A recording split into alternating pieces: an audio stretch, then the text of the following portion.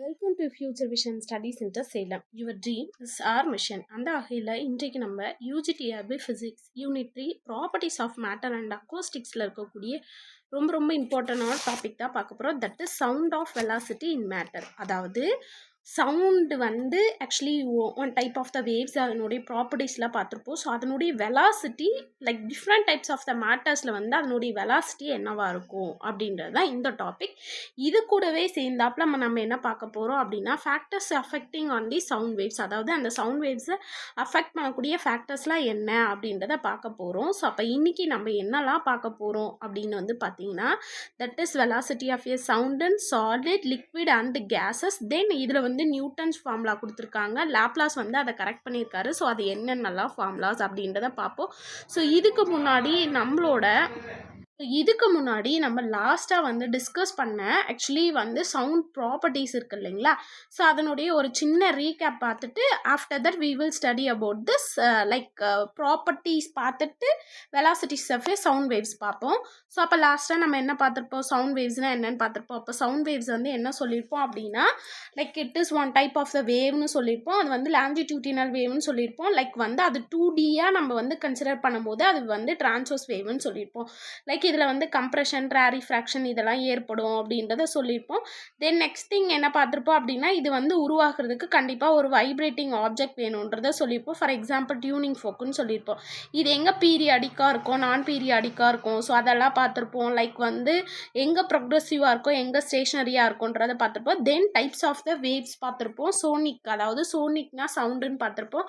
அப்போ இன்ஃப்ராசோனிக்னா என்ன, அல்ட்ராசோனிக்னா என்ன, லைக் ஆடியபிள்னா என்னன்றதை பார்த்துருப்போம். இன்ஃப்ராசோனிக் அப்படின்னும் போது பிலோ தி 20 ஹெட்ஸ் அப்படின்னும் போது அது இன்ஃப்ராசோனிக், அபோவ் தி 20,000 ஹெட்ஸ் அப்படின்னும் போது அது அல்ட்ராசோனிக். லைக் இன்பிட்வீனில் இருக்கக்கூடிய 20 to 20,000 ஹெட்ஸ் வந்து பார்த்திங்கன்னா நம்மளோட ஆடியபிள் ஃப்ரீக்வன்சி ரேஞ்சுன்னு சொல்லியிருப்போம். ஸோ இதெல்லாம் பார்த்து முடிச்சுட்டு லைக் இதுக்குண்டான எக்ஸாம்பிள்ஸ் என்ன, ஃபார் எக்ஸாம்பிள் வந்து இன்ஃப்ராசோனிக்னா அந்த எர்த்துக்வாக் ஏற்படுறது, லைக் எலஃபண்ட் கத்துற சத்தம். ஸோ இதெல்லாம் நமக்கு வந்து கேட்காது, ஆனால் வந்து சத்தம் கேட்கும், ஆனால் அது என்ன பேசுதுன்றதை நம்மளால் உணர முடியாது. ஸோ இந்த வகையான சவுண்ட்ஸ் எல்லாம் நம்ம என்னன்னு சொல்லுவோம் அப்படின்னா இன்ஃப்ராசோனிக்னு சொல்லுவோம். இதுவே அபவ் 20,000 ஹெட்ஸ்க்கு மேலே போச்சுன்னா, அதாவது வந்து பேர்ட்ஸ் நான் தான் சொன்னேன்ல, அந்த வவால் இருக்குது, டால்ஃபின் இருக்குது அப்படின்னா அதனுடைய இறையை தேடுறதுக்கு அது ஒரு விதமான சத்தத்தை அனுப்புது. அது ரிஃப்ளெக்ஷன் மூலயமா அதுக்கு வந்து ரிட்டன் வந்து வரும்போது அதுக்கு எவ்வளோ இருக்குது அப்படின்றது தெரிய வருது. So that is the ultrasonic சவுண்டுன்னு சொல்கிறோம். அப்போ இன்பிட்வீனில் நமக்கு ஆடியபிளாக இருக்கக்கூடிய 20 to 20,000 ஹெட்ஸை வந்து நம்ம ஆடியபிள் ரேஞ்சுன்னு சொல்கிறோம்.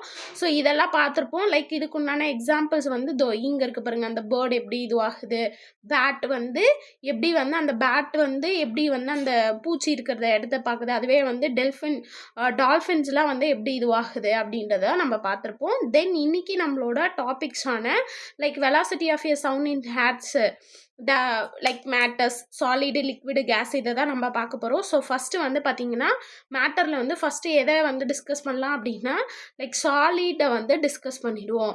அப்போ ஃபார் எக்ஸாம்பிள் கண்டிப்பாக நமக்கு வந்து சவுண்ட் அப்படின்னா, சவுண்ட் வேவ்ஸ் அப்படின்னாவே அது வந்து ப்ராபகேட் ஆகிறதுக்கு நமக்கு என்ன மீடியம் வேணும், ஒரு எலாஸ்டிக் மீடியம் வந்து மஸ்ட் அப்படின்றத பார்த்துருப்போம். ஓகேங்களா? அப்போ சவுண்ட் வேவ்ஸை வந்து ப்ராபகேட் ஆகணும்னா it must having the elastic medium கண்டிப்பாக இருக்கணும். அந்த எலாஸ்டிக் மீடியம் கண்டிப்பாக இருக்கணும். ஓகே, அப்போ சாலிட், லிக்விட், ஃப்ளூயிட், அதாவது வந்து நான் லிக்விடை வந்து ஃப்ளூயிட்னு எடுத்துக்கலாம், வந்து நான் கேஸுன்னு சொல்கிறேன். அப்போ இந்த மாதிரி டிஃப்ரெண்ட் டைப்ஸ் ஆஃப் மேட்டரில் வந்து வெலாசிட்டி ஆஃப் ஏ சவுண்ட் வந்து போகுது அப்படின்னா இது மூணுத்துலேயும் ஒரே விதமான ஸ்பீட் இருக்குமா? ஃபார் எக்ஸாம்பிள் வந்து நான் வந்து ஒரு இடத்துல நின்று நான் வந்து ஒரு செவுத்து மேலே கத்துறேன் அப்படின்னும் போது அது பக்கத்தில் இருக்கவங்க, அதாவது செவுத்தை தாண்டி இருக்கிறவங்க கிட்ட கேட்குறவங்களுக்கும், இதுவே நான் தண்ணியிலேருந்து நான் பேசுகிறதுக்கும், இதுவே வந்து நான் நார்மலாக காற்று வழியாக நான் பேசுகிறதுக்கும் டிஃப்ரென்ஸ் இருக்குமா இருக்காதா? கண்டிப்பாக ஆப்வியஸாக டிஃப்ரென்ஸ் இருக்கும். ஸோ அப்போ மீடியமை பொறுத்து ஸ்பீட் ஆஃப் த சவுண்டு என்ன பண்ணுது, மாறுது. அப்போ ஃபஸ்ட்டு ஃபேக்டர்ஸ் அஃபெக்டிங் அப்படியே நம்ம என்ன பண்ணிவிடுவோம், சேர்த்து பேசிட்டு வந்துடலாம். அப்போ ஃபேக்டர்ஸ் அஃபெக்டிங் தி சவுண்டு. ஏன் வந்து நான் இது தனியாக கொடுக்கல அப்படின்னா ஒன்னொன்றுத்துக்கூடயே நம்ம சேர்ந்தாப்பில் பேசிட்டு வந்துட்டோம் அப்படின்னா இட் இஸ் ஸோ ஈஸி. அதனால் நான் இங்கே பேசுகிறேன். அப்போ ஃபேக்டர்ஸ் அஃபெக்டிங் அப்படின்னு பார்க்கும்போது ஃபஸ்ட்டு வந்து சவுண்ட் வேவ்ஸை எது அஃபெக்ட் பண்ணுது அப்படின்னா மீடியம் அஃபெக்ட் பண்ணுது. ஸோ அப்போ மீடியமை பொறுத்து சவுண்ட் வேவ்ஸோட ஸ்பீடு என்ன பண்ணுது, இட் ஷுட் பி வேரிங். ஓகேவா? ஸோ இது ஃபஸ்ட்டு நமக்கு தெரிஞ்ச ஃபேக்டர்ஸ் அஃபெக்டிங். ஓகேவா? And the sound waves. So அப்போ இங்கே வந்து நம்ம ஃபஸ்ட்டு ஒரு பாயிண்ட் தெரிஞ்சிச்சு, சவுண்ட் வேவ்ஸ் வந்து ப்ராபகேட் ஆகுனா கண்டிப்பாக எலாஸ்டிக் மீடியம் இருக்கணும். தென் அது வந்து மீடியத்தை டிபெண்ட் பண்ணி என்ன பண்ணுது அப்படின்னா அதனுடைய ஸ்பீடு வந்து வேரி ஆகுதுன்றதை பார்த்துட்டோம். ஸோ ஃபஸ்ட்டு இதில் வந்து என்ன பார்ப்போம் அப்படின்னா சாலிட்க்கு உண்டான ஸ்பீட் ஆஃப் த சவுண்ட் பார்ப்போம். ஸோ அப்போ சாலிட் ராட் நான் எடுத்துக்கிறேன்னு வச்சுக்கோங்களேன். ஃபார் எக்ஸாம்பிள் ஏதோ ஒரு சாலிட் மெட்டீரியல் எடுத்துக்கிட்டேன் அப்படின்னா இந்த சாலிட் மெட்டீரியல் வந்து நான் ஸ்ட்ரெஸ் கொடுக்குற ஸ்ட்ரெயின் வருது. அப்போ வந்து எனக்கு ஸ்ட்ரெஸ்ஸும் ஸ்ட்ரெயினுக்கும் வந்து பார்த்திங்கன்னா எனக்கு ஒரு கிராஃப் போடுவோம். அதை தான் நம்ம ஹூக்ஸ்ன்னு போட்டிருப்போம். அப்போ elasticity, modulus of the elasticity. அப்போ stress is directly proportional to the strain ன்னு பேசியிருப்போம். அந்த stress is directly proportional to the strain வந்து நான் எடுக்கிறேன், அதாவது proportionality constant எடுக்கிறேன் அப்படின்னா stress divided by strain is equal to கான்ஸ்டன்ட்னு பேசியிருப்போம். இந்த கான்ஸ்டண்ட்டை தான் நம்ம மாடுலஸ்ன்னு பேசியிருப்போம். அந்த மாடுலஸ் தான் நம்ம என்னென்னு பேசியிருப்போம், யங்ஸ் மாடுலஸ். அப்போ first point young's modulus of the materials நான் என்னென்னு எடுத்துக்கிறேன், ஒய்ன்னு எடுத்துக்கிறேன். ஸோ இந்த மாதிரி எடுத்துக்கும் போது இது வந்து டேரக்ட் ஃபார்முலா மட்டும் நமக்கு தெரிந்தால் போதுமானது. அப்போ V is nothing but velocity of the sound in the rod or solid அப்படின்னு எடுத்துக்கும் போது அதுக்கு என்ன ஃபார்முலா கிடைக்குது, square root of the y divided by rho. So what is the rho அப்படின்னும் போது டென்சிட்டி ஆஃப் த மெட்டீரியல். அப்போ என்ன மெட்டீரியல் நீங்கள் எடுத்துக்கிறீங்களோ சாலிட் மெட்டீரியல் அதனுடைய டென்சிட்டி. அப்போ டென்சிட்டி அப்படின்னும் போது மாஸ் பர் வால்யூம்னு பேசுமா. அப்போ அதனுடைய மாஸ் எவ்வளோ இருக்கணும்னு நமக்கு தெரியணும், அதனுடைய வால்யூம் எவ்வளோ இருக்கணும்னு நமக்கு தெரியணும். அப்போ இது மூலயமா நமக்கு என்ன தெரியுது அப்படின்னா இந்த ஃபார்முலா மூலயமா V is directly proportional of the square root of the y.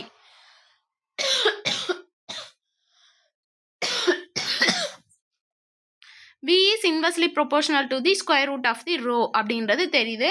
அப்போ எனக்கு வந்து யங்ஸ் மாடுலஸ் அதிகமாக இருந்துச்சு அப்படின்னா எலாஸ்டிக் பிஹேவியர் அதிகமாக இருந்துச்சுன்னா எனக்கு வெலாசிட்டி ஆஃப் த சவுண்டும் அதிகமாக இருக்கும். ஆனால் என்னோட டென்சிட்டி அதிகமாக இருந்துச்சு அப்படின்னா என்னோட வெலாசிட்டி ஆஃப் த சவுண்டு வந்து கம்மியாயிடும்.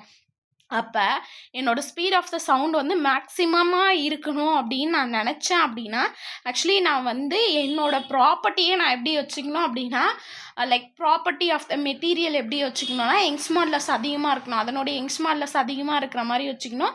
தென் அதனுடைய டென்சிட்டி வந்து எப்படி இருக்கணும், கம்மியாக இருக்கிற மாதிரி வச்சுக்கிட்டேன் அப்படின்னா it is very useful. So இப்படி இருக்கும்போது எனக்கு வந்து speed of the sound waves in a சாலிட்ல எனக்கு வந்து இந்த மாதிரி ப்ராப்பர்ட்டிஸ் கிடைக்குது. தென் நெக்ஸ்ட் பாயிண்ட் வந்து பாருங்கள், அதுவே வந்து like speed of the sound in like சாலிட்லேயே வந்து பார்த்திங்கன்னா நான் இன்னொரு ஃபார்முலா கொடுத்துருக்கேன். என்ன ஃபார்முலா அப்படின்னா நம்ம லிக்விட் அதுக்கப்புறமா பார்க்கலாம், கேஸ் அதுக்கப்புறமா பார்க்கலாம். ஃபஸ்ட்டு சாலிட் முடிச்சிடுறேன். நான் வந்து பார்த்திங்கன்னா லைக் சாலிடே நான் என்ன பேசுகிறேன் அப்படின்னா B அப்படின்னா தட் இஸ் பல்க் மாடுலஸ். நான் பல்க் மாடுலஸ் வச்சு பேசுகிறேன் அப்படின்னும் போது பல்க் மாடுலஸ்க்கு உண்டான ஃபார்முலா என்னன்னு நான் போடலாம், V is equal to square root of B plus 4/3 into S divided by ரோன்னு பேசலாம். ஸோ இது கூட ஒரு எக்ஸாமில் வந்து கேட்டிருக்காங்க. நம்ம என்ன பண்ணியிருப்போம் அப்படின்னா சவுண்ட் ராடுன்னு மட்டும் பார்த்துட்டு அதை மட்டும் என்ன பார்த்துட்டு போயிருப்போம். ஆனால் அவங்க என்ன பண்ணியிருப்பாங்க அப்படின்னா ஆக்சுவலி இதை வச்சு சாலிடில் வந்து என்னவா இருக்கும், லைக் வந்து இந்த மாதிரி ஒரு ராடு வச்சு இது பண்ணால் எப்படி இருக்கும் அப்படின்னா ஃபார் எக்ஸாம்பிள் என்ன அப்படின்னா இது வந்து சாலிட் ராட் அப்படின்றது ஃபார் எக்ஸாம்பிள் நான் ஒரு டைமென்ஷனில் இருக்கக்கூடிய ராடுன்னு எடுத்துக்கிறேன், 1Dன்னு எடுத்துக்கிறேன். இதுவே 3D, அதுவே வந்து அது 3 டைமென்ஷன் ராடாக இருந்துச்சு அப்படின்னா என்ன ஃபார்முலானா V is equal to square root of B plus 4/3 S. அப்போ Sன்னுன்றது ஒன்றும் கிடையாது, நம்ம மாடுலஸ் ஆஃப் ரிஜிடிட்டின்னு படிச்சிருப்போம்ல, அதாவது ஈட்டான்னு படிச்சிருப்போம். அதை தான் இவங்க இங்கே எஸ்ன்னு கொடுத்துருக்காங்க. ஏமா வேறு சிம்பிள்ஸ் யூஸ் பண்ணியிருக்கீங்கன்னா நம்ம தெரிஞ்சுக்கிறதுக்காக தான். அப்போ மாடுலஸ் ஆஃப் ரிஜிடிட்டி. அப்போ நமக்கு சாலிடில் மொத்தம் 2 ஈக்குவேஷன் கிடச்சிருக்கு. என்னென்ன ஈக்குவேஷன்ஸ் கிடச்சிருக்கு ஒரு தடவை எழுதுமா. அப்போ 1D ராடு, அதாவது சாலிட்லேயே 2 டைப் ஆஃப் ஈக்குவேஷன்ஸை நம்ம எழுத போகிறோம். ஒன்று வந்து 1D ராட் அப்படின்னா V is equal to square root of the y divided by rho. அதுவே 3D அப்படின்னும் போது ஷியர் மாடுலஸு சேர்த்து வந்துடும். அப்போ V is equal to square root of K or bulk modulus B எப்படி வேணாலும் நம்ம போட்டுக்கலாம். ஓகேங்களா, B plus 4/3 eta divided by rho. So அப்போ நமக்கு சாலிடில் மொத்தம் எத்தனை இது கிடைக்குது அப்படின்னா 2 ஃபார்முலாஸ் நமக்கு கிடைக்குது. So this is the velocity of the sound in the solid material. ஓகேங்களா? ஸோ நெக்ஸ்ட் கொஸ்டின் போகலாமா? ஸோ அப்போ நெக்ஸ்ட்டு நம்ம எங்கே பார்க்க போகிறோம் அப்படின்னா லிக்விடில் பார்க்க போகிறோம். அப்போ லிக்விட் அப்படிங்கும்போது கண்டிப்பாக கம்ப்ரெசிபிலிட்டியோ பல்க் மாடுலஸ் வச்சு பேசணும்.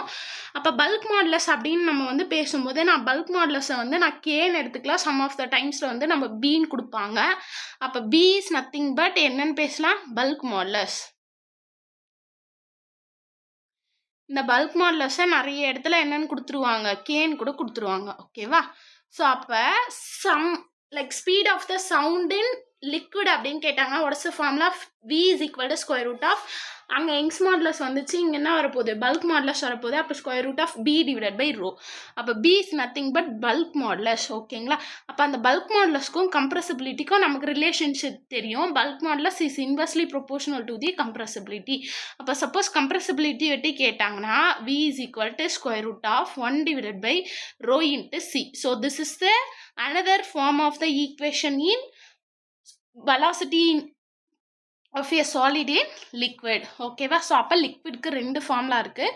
V is equal to square root of B divided by rho or K divided by rho.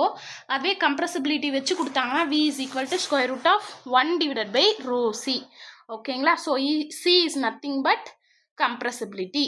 So next பார்த்தீங்கன்னா எங்கே போக போகிறோம் அப்படின்னா ஏருக்கு போக போகிறோம். தட் மீன்ஸ் அதை நான் கேஸுன்னு சொல்லலாம், இல்லைனா ஹேருன்னு சொல்லலாம். அப்போ இந்த ஹேரை பொறுத்தளவுக்கு நமக்கு பார்த்தீங்கன்னா கரெக்ஷன்ஸ் இருக்குது. அந்த கரெக்ஷன்ஸை தான் யார் சொல்லியிருப்பாங்க அப்படின்னு பார்த்தீங்கன்னா லாப்லாஸ் கரெக்ஷன்ஸ் சொல்லியிருப்பாரு. ஸோ இதை வச்சு நம்ம நியூட்டன்ஸ் ஃபார்முலா என்னவா இருக்கும், நெக்ஸ்ட்டு பார்த்தீங்கன்னா அதுக்கு லாப்லாஸ் கரெக்ஷன் சொல்லியிருப்பாரு. ஸோ இந்த கரெக்ஷன்ஸ்லாம் என்ன அப்படின்றத நம்ம 1 by 1 நம்ம எல்லாத்தையும் டீட்டெயில்டாக பார்த்துடலாம். ஸோ அப்போ ஃபஸ்ட்டு ஃபார்முலா பார்த்துட்டு எப்படி இது இருக்குது அப்படின்றத பார்த்துட்டு then we have to move on to the corrections. ஓகேங்களா? ஸோ அப்போ next propagation of a sound waves in the air அப்படின்றத தான் பார்க்க போகிறோம்.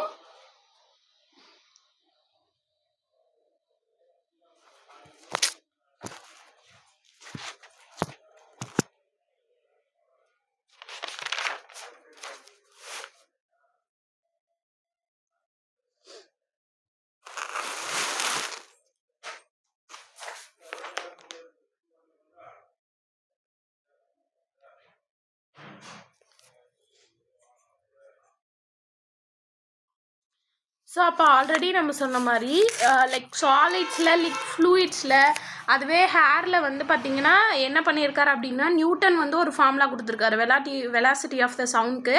இதை பார்த்தீங்கன்னா ஆக்சுவலி பார்த்தீங்கன்னா கரெக்ஷன் கொஞ்சம் இருந்திருக்கு. அந்த கரெக்ஷன் யார் பண்ணியிருக்காரு அப்படின்னா லாப்லாஸ் பண்ணியிருக்காரு. ஸோ அப்போ நெக்ஸ்ட் நம்ம என்ன பார்க்க போகிறோம் அப்படின்னா newton's formula for the velocity of a sound in air தான் பார்க்க போகிறோம். ஸோ அப்போ நியூட்டன் ஃபார்முலா என்ன கொடுத்துருக்காரு, அந்த நியூட்டன் ஃபார்முலாவில் என்னெல்லாம் கரெக்ஷன்ஸ் வந்திருக்கு அப்படின்றது தான் நம்ம பார்க்க போகிறோம். ஸோ இந்த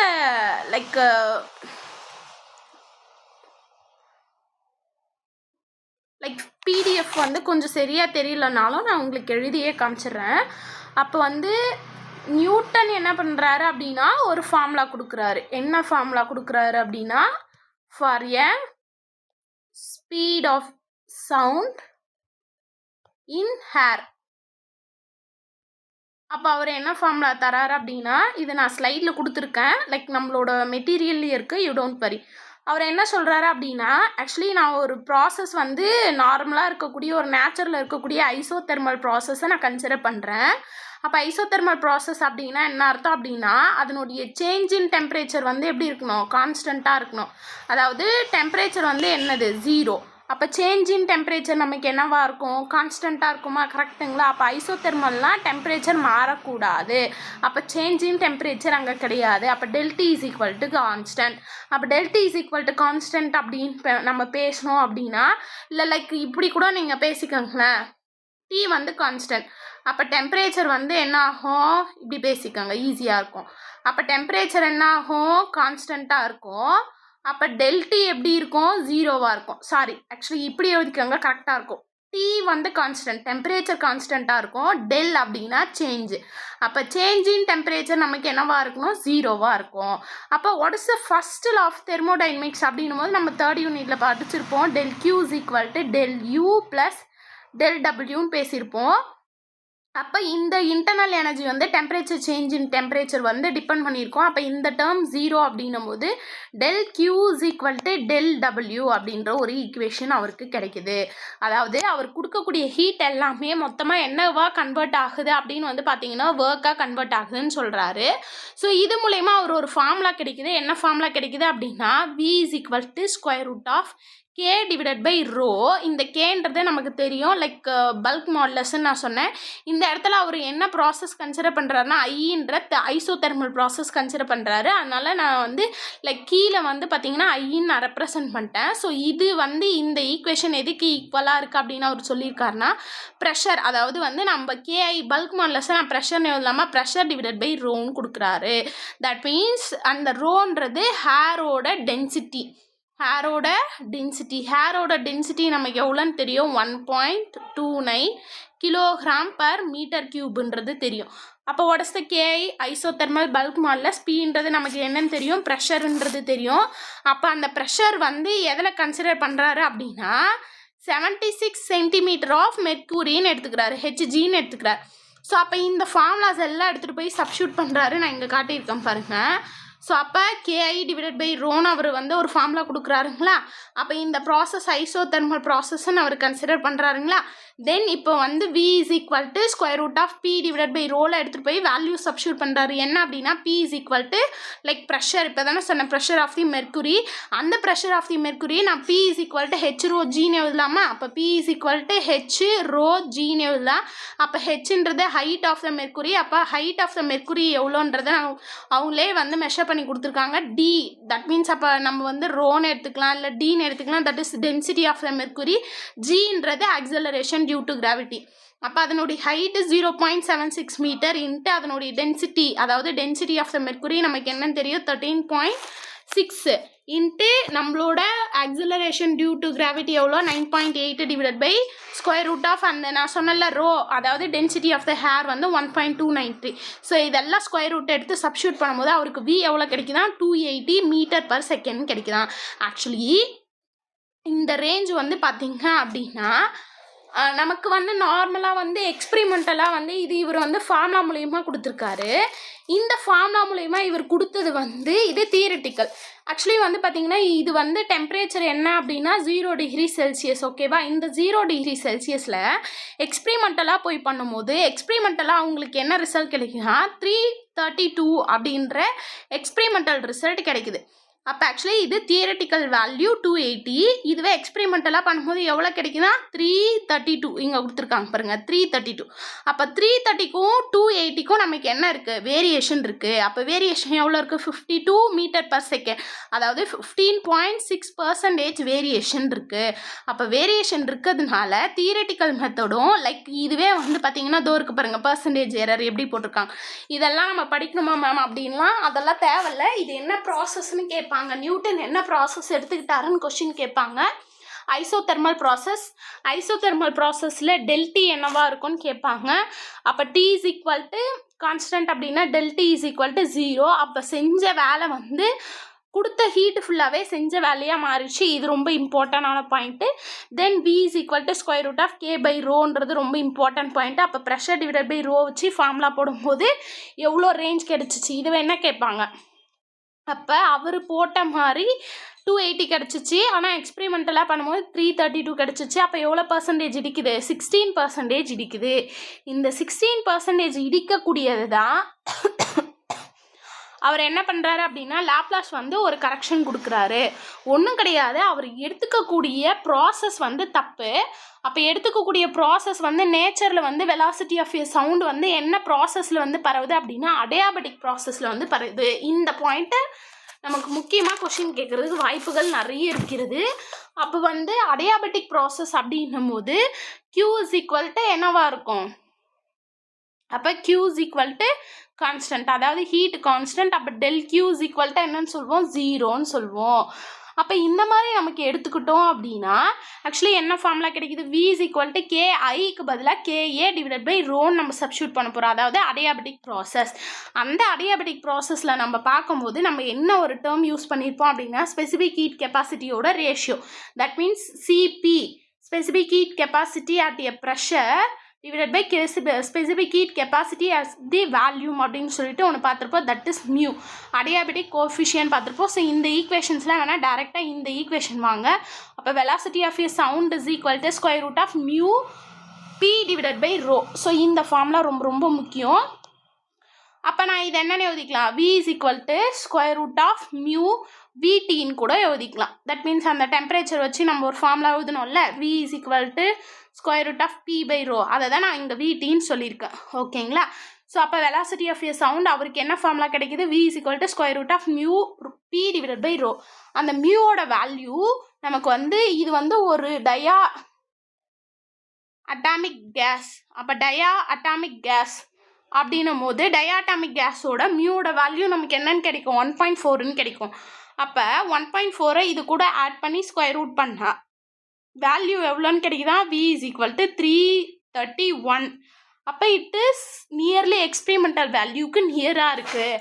அப்போ நியூட்டன் வந்து ஆக்சுவலி வந்து கொடுக்குற ஃபார்முலா கரெக்டு தான், ஒரு சில சேஞ்சஸ் இருக்குது. அதுதான் என்ன சேஞ்சஸ் அப்படின்றத நம்ம பார்த்தோம் அப்படின்னா ஆக்சுவலி அவர் கரெக்டாக கொடுக்குறாரு. ஆனால் அவர் கொடுத்த வேல்யூக்கும் தட் மீன்ஸ் ஃபார்முலாக்கும் எக்ஸ்பெரிமெண்டலாக ஒரு ஃபார்முலாக்கும் டிஃப்ரென்ஷியேஷன் இருக்குது.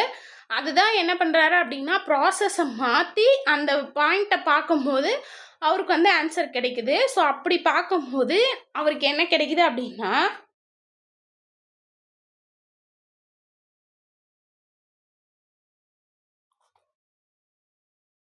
அடியாபெட்டிக் ப்ராசஸாக மாற்றுறாரு. மாற்றும் போது தியரிட்டிக்கல் வேல்யூ எக்ஸ்பெரிமெண்டல் வேல்யூ நியர்பையாக வருது.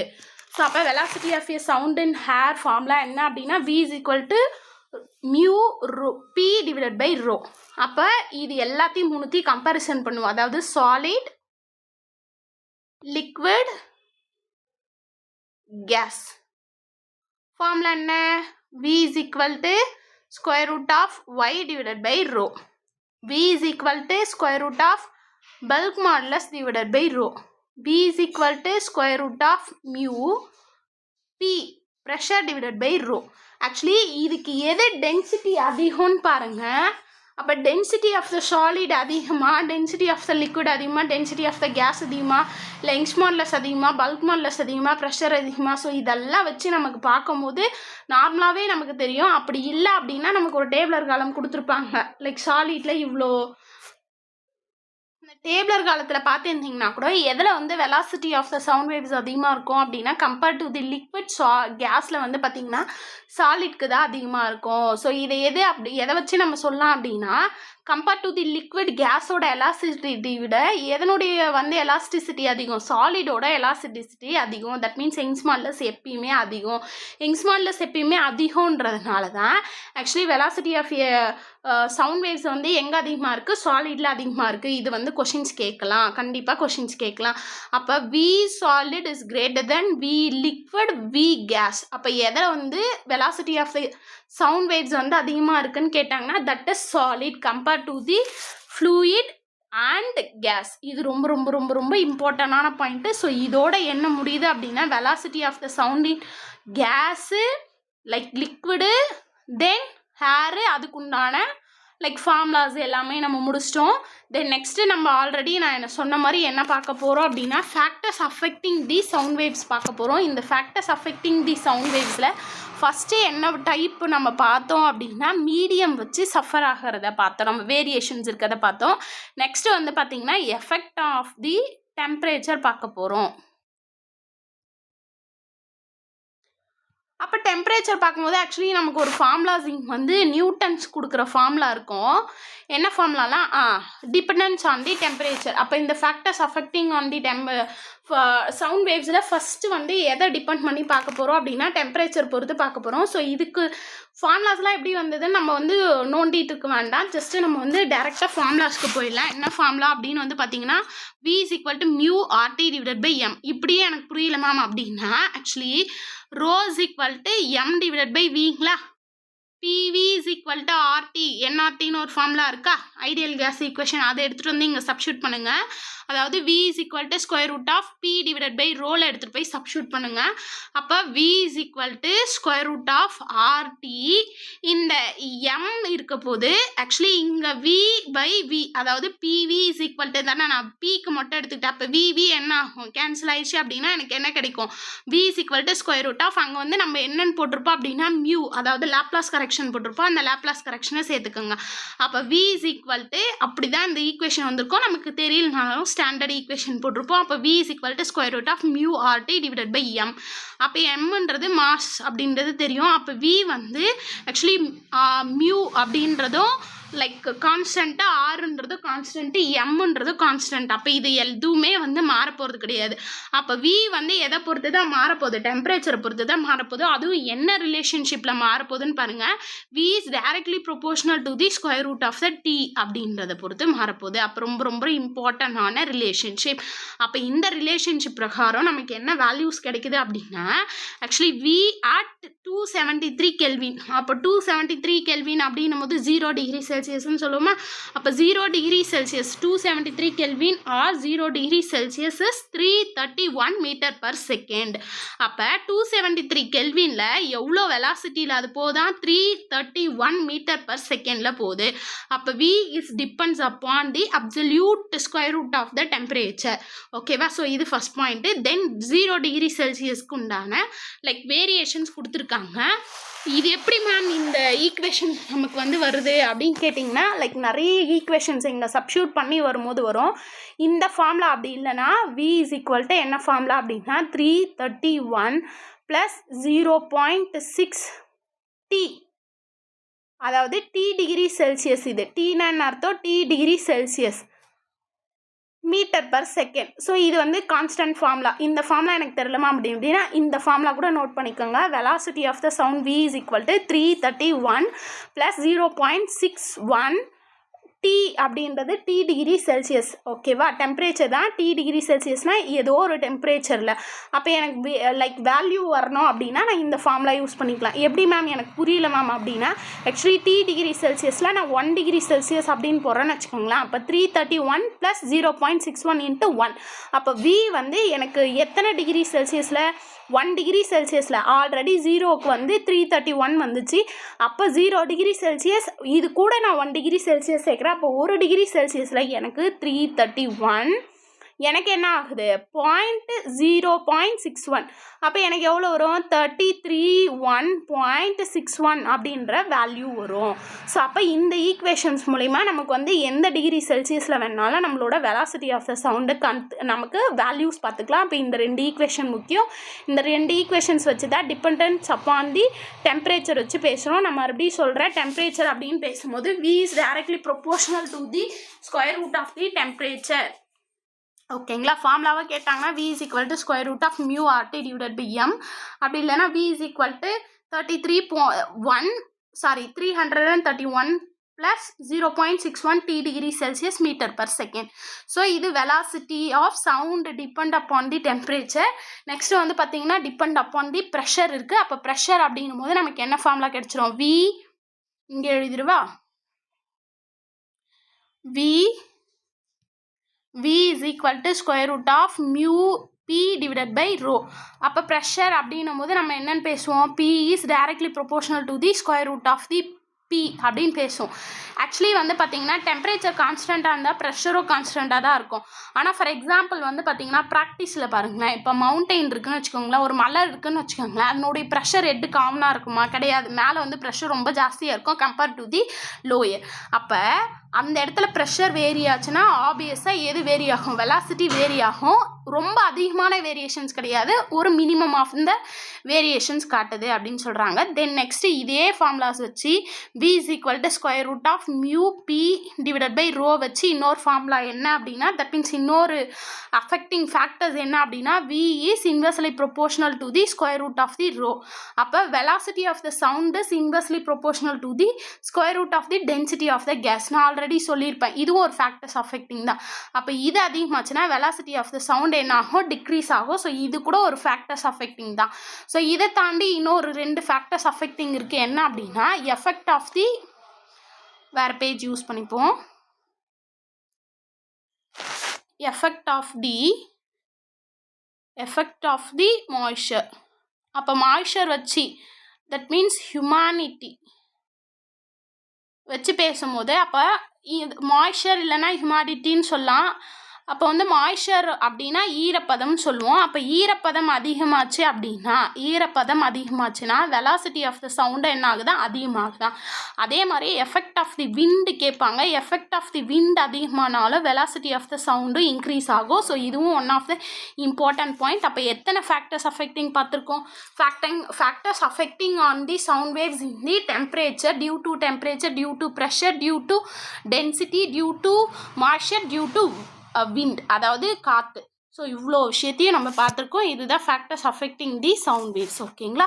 ஸோ இதை தாண்டி நம்ம நியூட்டன்ஸ் லா எல்லாமே பார்த்துட்டோம். அப்போ சவுண்ட் வேவ்ஸ் எங்கே ரொம்ப ஜாஸ்தியாக இருக்குது compare to the solid, liquid, gas அப்படின்னும் போது லைக் சாலிடில் அதிகமாக இருக்குது. ஸோ அப்போ ஃபாஸ்ட்டாக கொஷின்ஸ் வந்துருவோமா?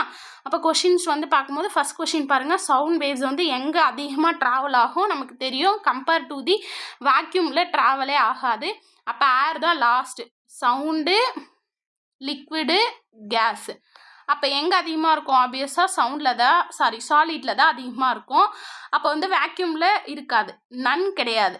அப்போ ஆக்சுவலி சாலிட் இங்கே கொடுக்கவே இல்லை. அப்போ சாலிட் கொடுக்கலனா சாலிட்க்கு அப்புறம் இங்கே என்ன இருக்குது? லிக்விடு தான் இருக்குது. அப்போ லிக்விட்னா எங்கே அதிகமாக இருக்கும்? வாட்டரில் தான் அதிகமாக இருக்கும். ஏன்னா கேஸில் எப்படி இருக்கும்? ரொம்ப ரொம்ப மினிமமாக இருக்கும். அந்த வகையில் ஃபஸ்ட்டு கொஷினில் சாலிட் கொடுக்காததுனால what is the option C, that is the water. ஓகேங்களா? ஸோ செகண்ட் கொஷின் பார்ப்போம். செகண்ட் கொஷின் என்ன கொடுத்துருக்காங்க? What is the velocity of the sound in vacuum கொடுத்துருக்காங்க. வேக்யூமில் actually velocity of the sound என்னவாக இருக்கும்? வேக்யூமில் சவுண்டே கேட்காது. இதை தான் நம்ம பெல்ஜார் எக்ஸ்பிரிமெண்ட்டில் சின்ன வயசுலேருந்து பண்ணியிருப்போம். அப்போ பெல்ஜார் எக்ஸ்பிரிமெண்ட்டில் பண்ணது தான் நமக்கு கொஞ்சம் கன்ஃபியூஸ் பண்ணி கொடுத்துருக்காங்க. 332 0 டிகிரி செல்சியஸில். அப்போ ஹேர் வேணும். அப்போ இது கிடையாது. Equal to the light waves கிடையாது, நன் கிடையாது. So what is the option? That is the option C, 0 மீட்டர்/செகண்ட். நம்மளை கன்ஃபியூஸ் பண்ணுறதுக்காக இந்த கொஷின் கேட்டிருக்காங்க. ரொம்ப ரொம்ப இம்பார்ட்டன்ட். ஸோ அந்த வகையில் what is the option of the second question? What is the velocity of the sound waves in the வேக்யூமில் போகவே போகாது. That is 0 metre per second. ஓகேவா? தேர்ட் கொஷின் ஆக்சுவலி உங்களோட லைக் நம்ம ஃபேக்டர்ஸ் அஃபெக்டிங் கொடுத்துருந்தோம்ல, அதை வச்சு நான் உங்களுக்கு ஒரு கொஷின்ஸ் கொடுத்துருக்கேன். இது வந்து லைக் ஹோம்ஒர்க் சம்மாக எடுத்துக்கோங்க, ஹோம்ஒர்க் கொஷின்ஸாக எடுத்துக்கோங்க. நம்ம நெக்ஸ்ட்டு வீடியோவில் பார்க்கும்போது இந்த தேர்ட் கொஷினை நம்ம ஃபினிஷ் பண்ணிவிடுவோம். ஸோ அப்கமிங்கில் நம்ம நெக்ஸ்ட்டு என்ன பார்க்க போகிறோம் அப்படின்னா இன்டென்சிட்டினா என்ன, லவுட்னஸ் ஆஃப் தி சவுண்ட்னா என்னன்னு பார்ப்போம். ஸோ இதோட இந்த வீடியோவை நான் ஃபினிஷ் பண்ணுறேன். அந்த ஒரு கொஷினை முடிக்க ட்ரை பண்ணுங்கள். ஓகேவா? Thank you so much.